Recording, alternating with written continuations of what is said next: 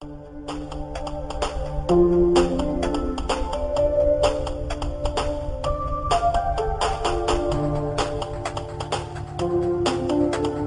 the police state to tectonic plates, Dutch Sense and Tattoo take the temperature of tyranny on Freedom Frequency 1871, coming to you live now.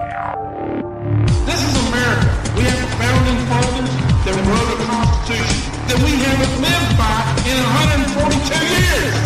Were they serious when they said they planned on owning the weather by 2025?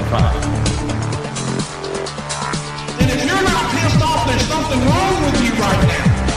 Have you guys seen what's going on outside your door lately? Need I remind you? This is America. Are y'all going to allow it to be Russia?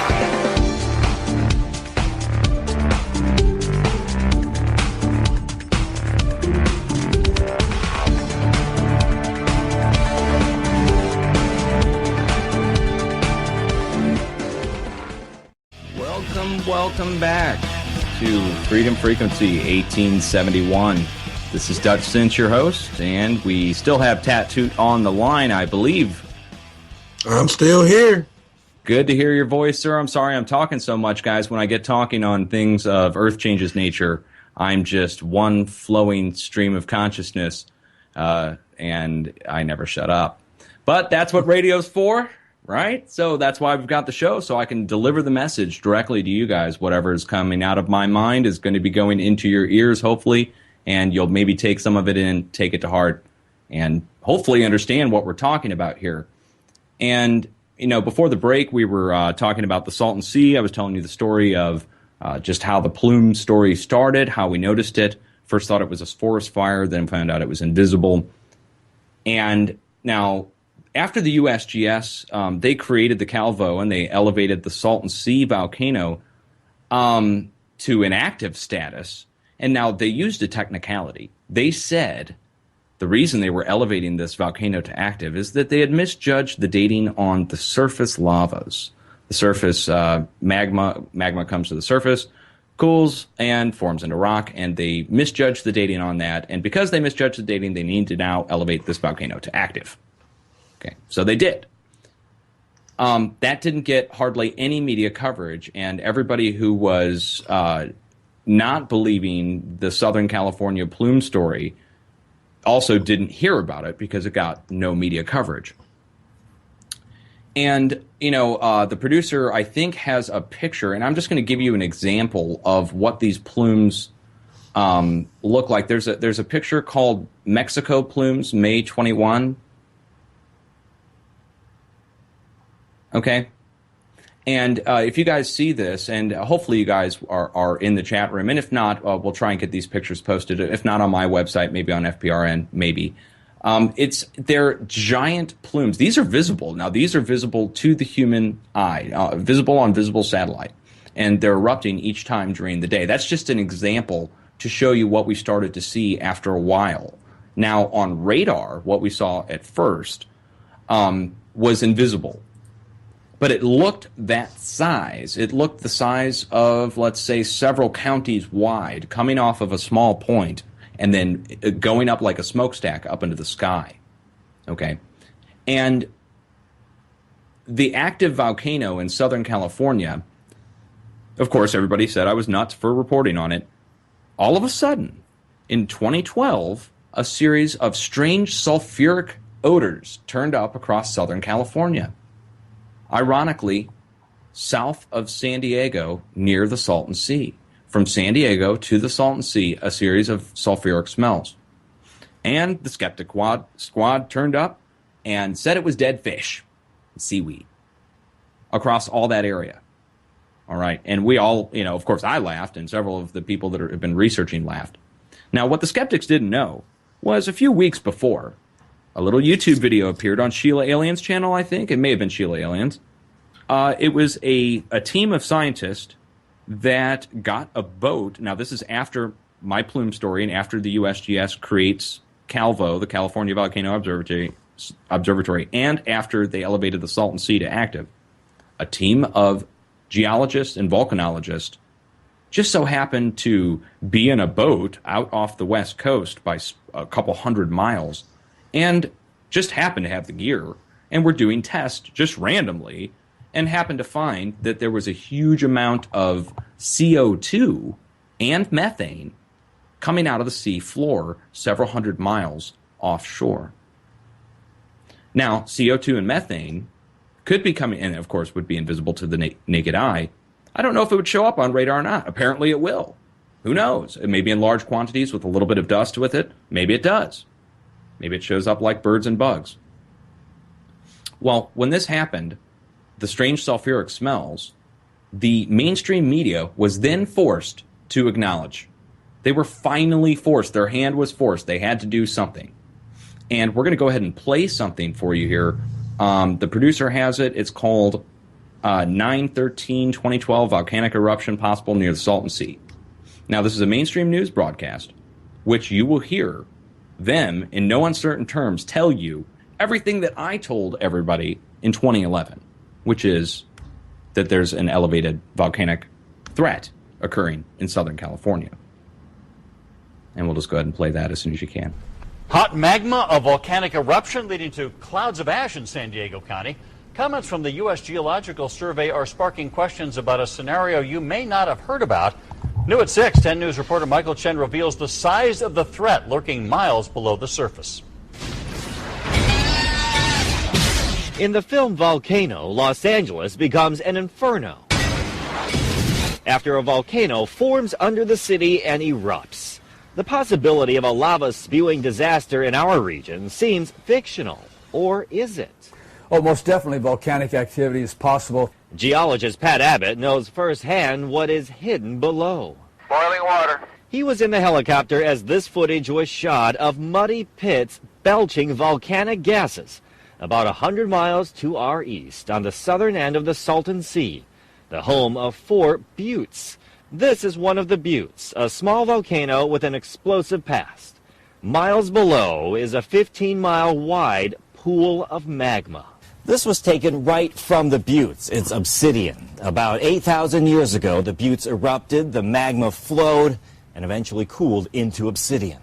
The damage of those eruptions was limited to the surrounding area, but if the big one hit along the San Andreas Fault, Really pumped a lot of energy into that new freshly enlarged magma body, that would be like a worst-case scenario. this 10 News virtual view shows what could happen.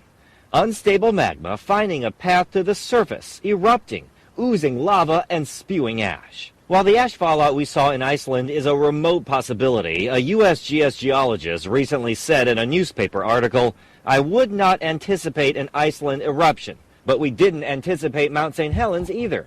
Even if the ash cloud is small, it could still wreak havoc, altering flight plans." For the ash to come to San Diego County, you'd have to have a Santa Ana. An unlucky mix of conditions could send the ash our way, causing breathing issues. An unlikely scenario, but one that's lurking beneath the surface. Michael Chen, 10 News.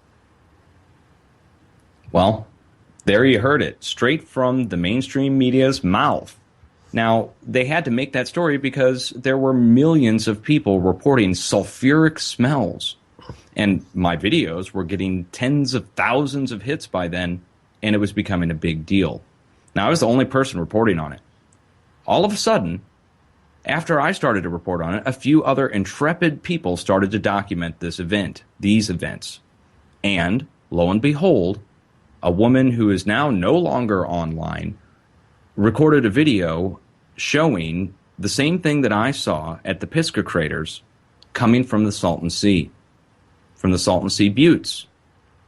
And again, it was on a clear day. There's no clouds there. It's an invisible plume, but somebody else caught it this time. And that was in 2012. Now, let's go back here for a second. I mentioned somebody whose channel got shut down at the start of the broadcast, who I didn't mention their name, but their channel was turned off after I shared their video. 30 minutes after I shared their video, their channel's down. No strikes, no violations. We got it turned back on, by the way. But her video addressed a topic of man-made mitigation being trying to limit or stop something, man-made mitigation of earthquakes and volcanic eruptions using mining and fracking techniques. Now, this plays into a bigger thing about creating a waterway and across the southern United States to be the new Panama Canal through the Hoover Dam and a bunch of other wild, crazy talk that sounds crazy until you start to look and see that some of these events that I've documented personally, and I can speak to personally because I saw the evidence personally and shared it with you guys. And you saw the evidence on the links as well, all my viewers, so you know it wasn't fake, that these plumes that we've seen occur are occurring along the same paths that are these new proposed waterway that is people are talking about. Now, there's a, again, I hate to go back to the pictures here, but that we can go back to the pictures that our producer has one named Plumes Volcano, May 19, 2013. And this is a series of screenshots that I put together, and you, the listener, I'm going to have to describe it to you. We have a series of visible satellite shots looking down from the GOES visible satellite, and we're looking on northern Mexico at the border of Texas and Mexico. If you can imagine the panhandle of Texas, right south of there, okay, and it's south of Fort Stockton, Texas, if you're familiar with where Fort Stockton is. South of there is a volcano that nobody knows about. It was unmarked on Google Earth until we started talking about it. And this volcano gave off a series of what are obvious large plumes on a clear day. And it's not only that, it's the desert.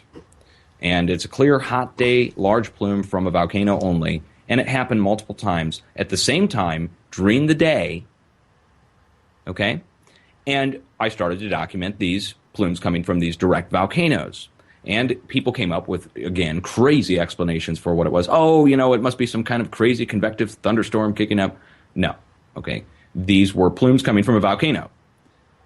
Now, the person whose channel got shut down in their video talks about fracking being used on purpose, fracking processes, which, if you're not familiar with fracking, fracking is the act of pumping water deep down into the earth in a shaft that would be like dug for oil well drilling, sometimes even dug for oil well drilling. They'll come in afterwards and fill the shaft up with pressurized water.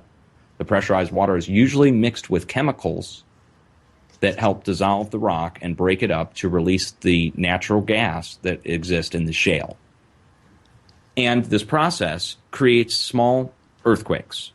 And for the longest time, geologists said that the fracking process only caused rare and minor earthquakes. That's it. So it's a safe process, not going to cause very many earthquakes, and you can use it to extract oil and natural gas from the ground from already depleted wells and from areas that are hard to drill for just regular oil. And again, I come into the picture in the end of 2011, start of 2012, leads back to the animal deaths. But in the process of watching earthquakes, I noticed that certain earthquakes were happening in certain spots over and over again, just south of where I live. I live in St. Louis, Missouri in the Midwest. South of me in Arkansas and in Oklahoma, there's swarms of earthquakes happening. And it's alarming to me, a person in St. Louis, because we are along the New Madrid seismic zone.